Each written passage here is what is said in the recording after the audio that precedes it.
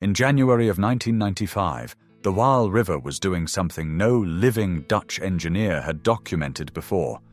It was filling, not flooding, not yet. But the water was rising against the inside face of Nijmegen's flood dike at a rate that left almost no margin. The gap between river surface and dike crown, normally measured in meters, was closing. Evacuation orders went out across Gelderland province. Roughly 250,000 people packed what they could carry and left. The dike held, narrowly. But the engineers who watched those water gauges came away with a specific and unwelcome understanding. The system they had trusted had been tested near its limit. A dike that holds by centimeters is not a dike that has been vindicated. It is a dike that has issued a warning. 2 decades later, the city did something that confounded every instinct in Dutch flood management. It moved the dike backward, not upward, not reinforced in place, backward, approximately 350 meters from the river's edge. In the space that opened between the old dike line and the new one, workers excavated a bypass channel more than 4 kilometers long, reshaped agricultural land into active floodplain, and created a new island sitting in the middle of the Waal. The dike that had stood on the water's edge for a century was gone. A new one stood further inland, over a wider base, facing a river that had been given more room to move. What kind of thinking produces that decision? Because in the Netherlands, where managing water is not a policy preference but a condition of national existence, giving ground to a river has never been a comfortable idea. The answer is that the ground had been part of the problem all along. The Waal carries roughly 2/3 of the Rhine's total discharge before the river reaches the North Sea. Nijmegen sits on its southern bank, one of the oldest continuously inhabited cities in the Netherlands, founded by the Romans, occupied for 2,000 years. For most of that history, the Waal flooded periodically and naturally. High water spread across wide, low floodplains on both banks. The water slowed as it spread. It deposited the fine sediment it carried. It receded with the season. The Dutch began confining that behavior in a systematic way around the 12th century. They built embankments to hold farmland above water. They drained wetlands and marshes into productive polders. They straightened river channels to improve navigation downstream. Each individual decision was locally rational. Cumulatively, they removed the mechanism by which the Waal had always managed excess water, by spreading it across land. A river in its natural state occupies its full floodplain. Confine it with hard embankments, and the same volume of water moves through a narrower cross-section. It speeds up and deepens. To contain the faster, deeper water, you raise the dikes. Higher dikes concentrate more hydraulic pressure against their walls. Higher walls, when they eventually fail, release more water faster and with less warning. Engineers call this the levee effect. Each increment of protection raises the cost of the increment that follows. By the mid-20th century, the Dutch had built what many considered the most advanced flood control system in the world. After the North Sea flood of 1953, which killed approximately 1,800 people and submerged roughly 9% of Dutch agricultural land, the government launched the Delta Works, a system of storm surge barriers, dams, and sluice gates constructed along the coastline over the following decades. It was the most complete expression of the philosophy that had guided Dutch water management for centuries. Hold the water back. Build stronger. Never yield. The 1995 near miss on the Waal did not destroy that philosophy. It introduced a question the philosophy had no clean answer to. If the system that protected a city was also, incrementally, making the next failure more catastrophic, what was it actually providing? The Rhine and its Dutch distributaries drain a watershed that extends into Switzerland, Germany, and France. Through the 20th century, those upstream countries had done what the Dutch had done. Paved floodplains, straightened channels, expanded urban surfaces that shed rain faster than soil does. The runoff that once spread across hundreds of kilometers of wetland, slowed by vegetation and saturated ground, now moved faster, arrived sooner, and arrived in greater concentrated volume. Water managers at Rijkswaterstaat, The Dutch National Water Authority ran projections in the late 1990s and found the numbers uncomfortable. Historical peak discharge events on the Waal had reached roughly 15,000 cubic meters per second during the 1995 near miss. Some modeling indicated that under plausible future scenarios combining upstream land use change with climate warming, peak discharge could reach 18,000 cubic meters per second or higher. The dike at Nijmegen had not been designed for that number. The conventional response was to raise the dike. It had always been technically possible, but engineers studying the problem kept arriving at the same structural difficulty. Everything behind the dike, neighborhoods, roads, drainage infrastructure, had been built to exactly the flood protection level the existing dike provided. Raise the dike, and you do not just protect the existing city. You create the physical precondition for a larger catastrophe when the wall eventually fails. Higher walls, when breached, release more water, faster, against an urban fabric that had no reason to plan for it. The protection and the hazard were built from the same material. In the mid-2000s, the Dutch Parliament approved a program called Room for the River, Ruimte voor de Rivier. It involved 34 separate projects distributed across the Rhine Delta. The organizing principle directly reversed the logic of the previous century.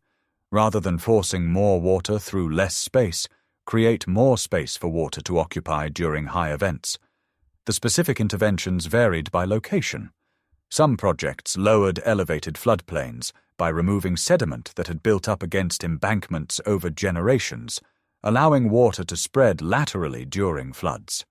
Others repositioned flood barriers further back from the riverbank. A few locations removed stretches of embankment entirely, allowing rivers to reconnect with adjacent land that had been cut off for decades. In each case, the mechanism was the same: lateral expansion rather than vertical resistance. Nijmegen received the most complex and most expensive project in the program. The city had been functionally separated from the Waal for close to a century.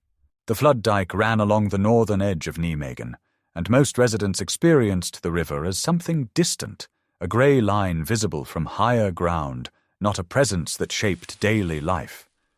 Across the river, on the north bank, sat the neighbourhood of Lent, a narrow strip of farmland, houses, and a small church that had occupied that floodplain for generations. The project required relocating that community. Dozens of homes were purchased and demolished. Families were moved to higher ground elsewhere. The church was the only structure preserved, not because it was in the way of less, but because it marked something: the edge of land that had been inhabited, farmed, and flooded since before the dike existed. Then the excavation began. Workers dug a new bypass channel running parallel to the Waal for approximately 4.5 kilometers. The northern dike was repositioned roughly 350 meters inland from its original alignment. The land between the old and new dike lines was regraded and seeded, then connected to the main river channel at both ends through controlled openings. What emerged was a new island, known as Ver Lent, lying in a widened Waal. On its north side, the bypass channel. On its south, the main river flow. Bridges connected the island to both banks. The old dike line became a public path. The new dike, set back and wider at its base, held the same protective function across a more favorable hydraulic geometry. The measurable hydraulic result was this: during a flood event comparable to 1995, the new configuration lowered the peak water level in the Waal at Nijmegen by approximately 27 centimeters. That number needs context. In flood engineering, 27 centimeters at the design event peak is the margin between overtopping and not overtopping. The dike no longer needs to be raised. The pressure it faces at maximum flood is measurably lower. The specific failure mode that most concerned engineers, sudden overtopping, rapid collapse, catastrophic inundation of a city built behind a high wall, becomes less probable under the conditions the bypass was designed for. The bypass channel also restored a process that had been absent from this stretch of the Waal for roughly a century. When the river runs high and the bypass activates, floodwater spreads across the new island at reduced velocity. Slower water deposits the fine silt that fast-moving, confined rivers carry but cannot release. Within a few years of the project's completion in 2016, aquatic vegetation had colonized the channel margins without being planted. Willow and alder established along the water's edge. Wading birds appeared in sections of former farmland that had been dry and cultivated within living memory. The speed of recovery was notable to ecologists monitoring the site. Vegetation had established on newly deposited sediment within 2 growing seasons. This was not what the project was designed to produce. The bypass was designed to move water and lower the flood peak. The ecological recovery followed because the physical conditions for it had been restored. Floodwater spreading laterally at reduced speed, depositing material, draining. The habitat developed as a consequence of the hydraulic intervention, not as its aim. The distinction matters. The project did not restore nature as a goal. It restored a mechanism, water spreading across land, slowing, sedimenting, receding, and the biological response to that mechanism followed without being designed. The project was completed in 2016 at a cost of approximately €360 million. In 2017, it received the Veronica Rudge Green Prize in Urban Design from Harvard University. Recognition that captured one outcome while slightly mischaracterizing the project's primary purpose. It was an engineering intervention. The design outcome was secondary, but that secondary outcome was real. The dike that had separated Nijmegen from its river for nearly a century was gone. The widened waterfront became accessible for the first time in living memory. Parks, paths, and eventually new residential development followed on Verlent's higher ground. The city began describing itself as a river city again, a designation its geography had always warranted and its flood infrastructure had quietly prevented. Room for the River was designed with a dual mandate: flood safety and environmental quality. In most large infrastructure programs, those goals compete for the same budget. Here, they were linked by the same physical act. The bypass that protected the city also created the wetland. The relocated dike that reduced hydraulic pressure also reconnected the city to the river. The engineering and the urban outcome were not separate decisions. They were the same decision, observed from 2 different directions. The program has since been studied by engineers and planners in Germany, the United Kingdom, and the United States, where comparable pressures on levee systems, particularly along the Mississippi and Missouri rivers, have opened similar policy debates. The 34 Dutch projects produced mixed results, as expected for a program of that scale and variety. Some locations showed strong ecological recovery alongside measurable flood risk reduction. Others produced hydraulic benefits with limited biological change. A few encountered complications: unexpected sediment dynamics, higher than projected costs, infrastructure conflicts that required redesign. None worked exactly as modeled.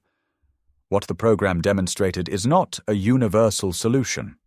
It demonstrated that managed withdrawal from flood-defended land is achievable in dense, industrialized, politically complex landscapes, given sufficient time, investment, and willingness to accept that the protection, when it works, leaves no evidence.